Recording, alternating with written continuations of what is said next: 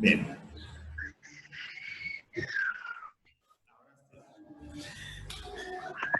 Entonces, buenos días. Nosotros somos el grupo número 1. El día de hoy vamos a estar compartiendo con ustedes algunas informaciones sumamente importantes acerca de los microorganismos en los alimentos. En esta exposición vamos a ver, adicional a cuáles son los microorganismos más importantes o los que más se desarrollan en los alimentos, también veremos cuáles son los que influyen más sobre qué tipo de alimentos y qué condiciones necesitan para reproducirse. Entonces, mi compañera Diana va a continuar con el desarrollo de la exposición. Microorganismos en alimentos. Un microorganismo es un ser vivo o un sistema biológico que puede visualizarse a través de un microscopio. Son organismos dotados de individualidad que, a diferencia de las plantas y los animales superiores, estos poseen una organización biológica elemental. Los microorganismos en los alimentos. Estos son los seres microscópicos capaces de desarrollarse y multiplicarse en un medio que reúna las condiciones adecuadas. Esto lo podemos encontrar en el suelo, el aire, las plantas y en el agua. Durante mucho tiempo, la industria alimentaria ha utilizado los microorganismos, ya que estos intervienen en diferentes etapas de la producción de los alimentos. Ejemplos de esto serían el vino, la cerveza, los quesos y los panificados. Al igual que existen microorganismos buenos, también existen microorganismos malos, que causan múltiples enfermedades. Entre los microorganismos podemos mencionar las bacterias, que se le llama así a un dominio de microorganismos procariotas desprovistos de núcleo celular, de diversas formas y tamaños. Cabe destacar que estos son los seres vivientes más primitivos y que abundan más en el planeta Tierra. Esto lo estudia la bacteriología, una rama de la microbiología, y pueden ser sexual o asexual. Entre las diferentes bacterias podemos mencionar que existen bacilos, cocos y espirilos. Los bacilos son de forma alargada, los cocos de forma esférica y los espirilos de forma de hélice. Las bacterias más habituales en los alimentos, entre ellas podemos encontrar la salmonela, que es la causante de gastroenteritis bacteriana, la Campylobacter, intoxicaciones, Staphylococcus, que se encuentran en los productos elaborados con cremas pasteleras, Escherichia coli, que se encuentra en las carnes crudas o pocos cocidos. Entre otros podemos mencionar los hongos, que estos son los organismos unicelulares o pluricelulares heterótrofos que no forman auténticos tejidos y que tienen estructuras de talo. No tienen sensibilidad, por lo tanto no se pueden mover. Con reproducción tanto asexual como sexual. Existen muchas especies de mohos, que son especies microscópicas del reino fungi, que crecen en forma de filamento, pluricelulares y unicelulares. Estos se utilizan para la elaboración de diferentes alimentos, como lo que son el pan, la cerveza, el vino y algunos quesos. Entre el hongo más destacado se puede mencionar el Penicillium, que es un hongo o un moho utilizado. Es el más utilizado ya que es el más seguro, que forma parte del proceso de producción. El siguiente es la levadura, que son hongos unicelulares, también denominados hongos imperfectos, porque no desarrollan micelio. Constituyen un grupo microbiano de gran interés en la industria alimentaria. Existen dos levaduras según su uso no de oxígeno, que son oxidativas, que usan la vía aeróbica, y la fermentativa, que pueden usar tanto la anaeróbica como la aeróbica. Se producen de forma sexual y asexual, y la levadura más importante es Schizosaccharomyces, que se utilizan en las frutas tropicales, la melaza y la miel. El Cerevisiae, que se utiliza en el pan y la levadura, en el pan, la levadura y la cerveza, y el Fragilis y la Lactis, que son capaces de fermentar la leche. El virus, que estos son microorganismos de tamaño pequeño que poseen órganos, ni necesitan ni sistemas propios que le permitan ser autónomos, necesitan infectar una célula viva para producirse. El virus más frecuente es el hepatitis A, que se describe en el mayor número de casos. Es un virus que se transmite de una persona afectada por su materia fecal. Los alimentos más implicados son los moluscos y muchos vegetales. Origen de la microbiología en los alimentos. Científicamente hablando, nada, excepto el aire que respiramos, es más importante que la vida y el alimento. Mucho antes de que se conocieran los microorganismos, ya se hacían alimentos como el pan, la levadura, las leches fermentadas y las bebidas como la cerveza y el vino. Para entonces no sabían ni entendían el proceso y su trabajo, que era la elaboración de alimentos. En el siglo XIX, gracias al pionero de la microbiología, que es Louis Pasteur, se logra demostrar la directa asociación entre los microorganismos y la producción y el deterioro de los alimentos, y entre los microorganismos y las enfermedades que sufría el hombre. Entre los 70 o más, los científicos logran determinar una gran cantidad de microorganismos produciendo enfermedades alimentarias, que ese sería el comienzo de la microbiología de los alimentos. Muy bien, entonces yo voy a iniciar mi parte hablando acerca del crecimiento microbiano en los alimentos. El crecimiento microbiano que se da en los alimentos se debe al valor nutricional que tienen muchos de ellos. Sin embargo, no todos los alimentos resultan ser un buen medio para el desarrollo de microorganismos. En los alimentos que se reproduce el crecimiento microbiano se debe a que el alimento es un buen medio de cultivo para el desarrollo del microorganismo. De esta forma, dependiendo del tipo de nutrientes que el alimento tenga en mayor capacidad, entonces será propenso a desarrollar algún tipo de microorganismo en específico. El crecimiento de los microorganismos en los alimentos se determina por dos grandes factores. Estos factores pueden ser intrínsecos, es decir, que están relacionados con la composición del alimento, y dentro de estos factores se puede incluir la composición nutricional, es decir, la cantidad de proteínas, carbohidratos o lípidos que tiene, el pH, la existencia y disponibilidad de agua y el potencial de oxidorreducción. Luego tenemos también los factores extrínsecos que son los que están relacionados con el lugar de almacenamiento del alimento o específicamente con el ambiente. En este caso podríamos citar la temperatura, la humedad y la disponibilidad del oxígeno. Así, si hacemos una tabla comparativa entre estos dos factores, podemos ver estos datos o estos dos grandes grupos de factores que pueden afectar al desarrollo microbiano en los alimentos con los tópicos que mencionamos anteriormente. Cuando los alimentos están contaminados o poseen microorganismos de manera natural, el conjunto de microorganismos dispuestos en el alimento se le conoce como flora normal o endógena, es decir, que pertenece al alimento como tal. Y si estos microorganismos provienen del contacto del alimento con factores exteriores como el aire, la tierra, el agua o a través de manipulación humana, entonces se conoce como flora exógena. La flora que posee un alimento se puede clasificar en tres tipos de acuerdo a los microorganismos que contenga. Estos tres tipos pueden ser microorganismos beneficiosos, como por ejemplo la flora microbiana que tiene el yogur. Tenemos microorganismos o una flora de deterioro, como los lácteos que pueden ser descompuestos por bacterias. O tenemos la flora patógena, que es la que está compuesta por microorganismos no beneficiosos que tienen la capacidad de provocar enfermedades a quien los consuma, tanto a ellos como a las toxinas que pueden dejar en los alimentos.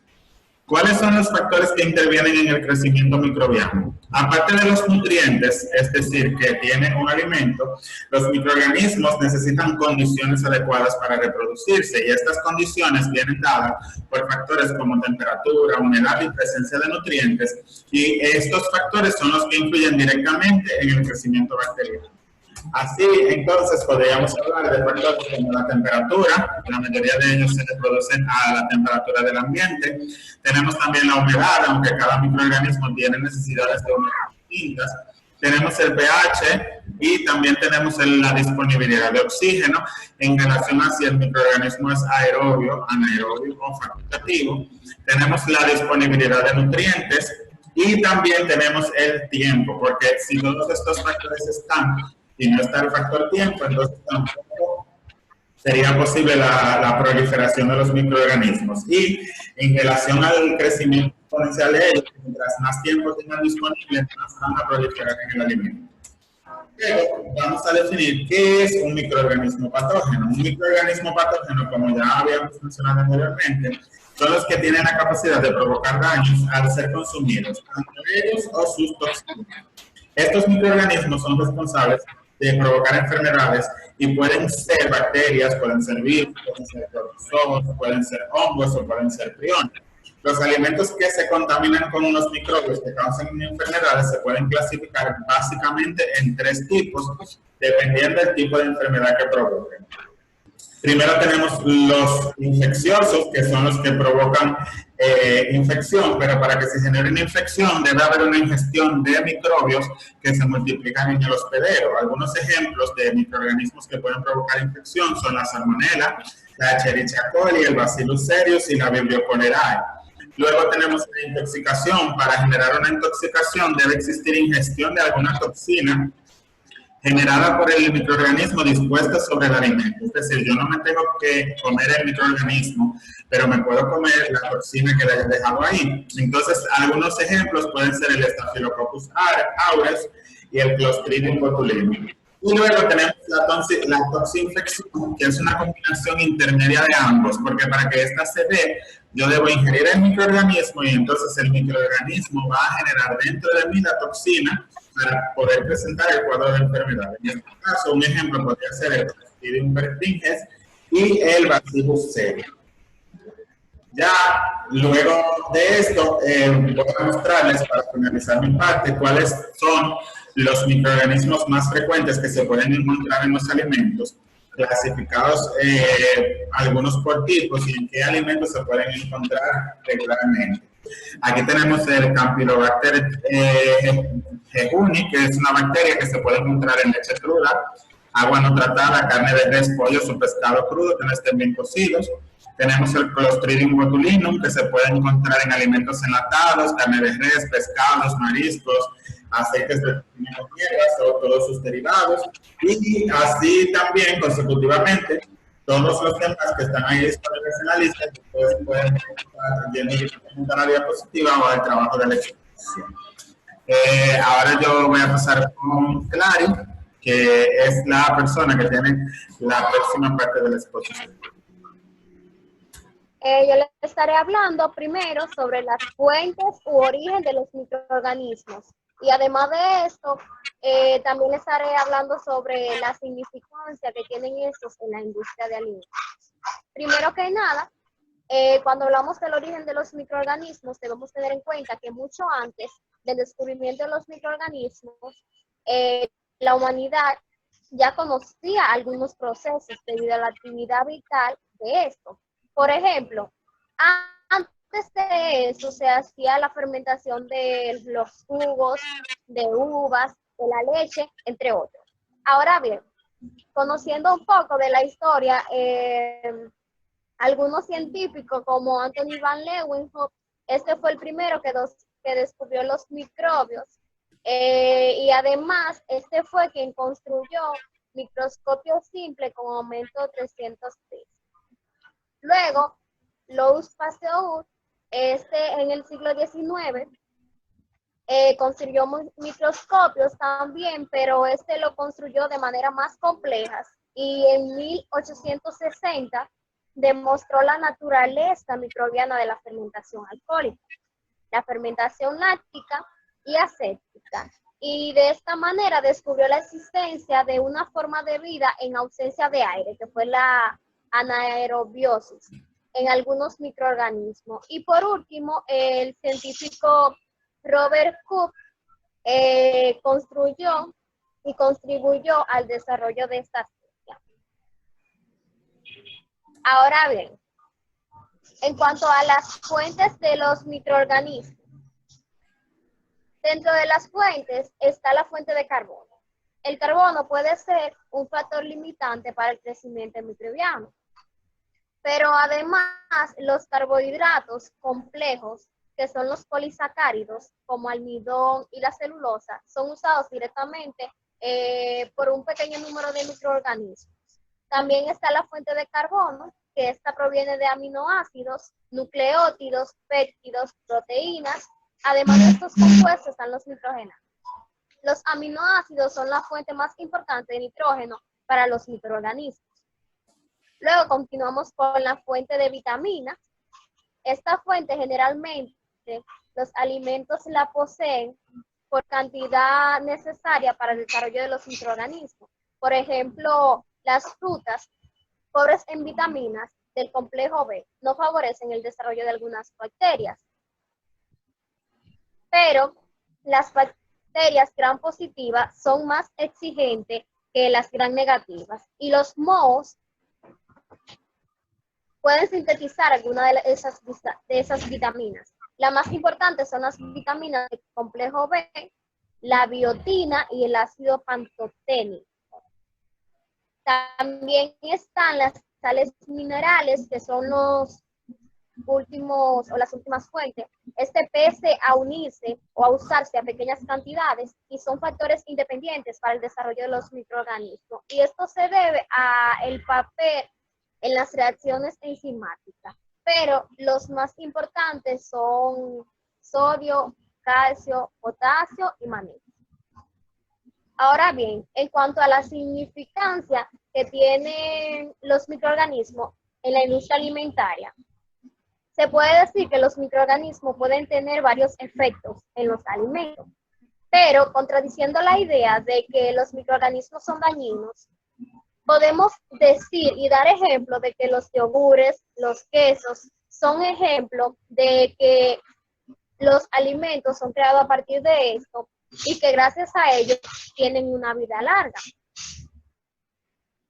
Resaltando que hay un tipo de queso que se hace a partir de la leche también, aunque la mayoría se hacen a partir de esto, hay otro que se le da color a partir de esto, y es el queso de color azul y el queso Roquefort.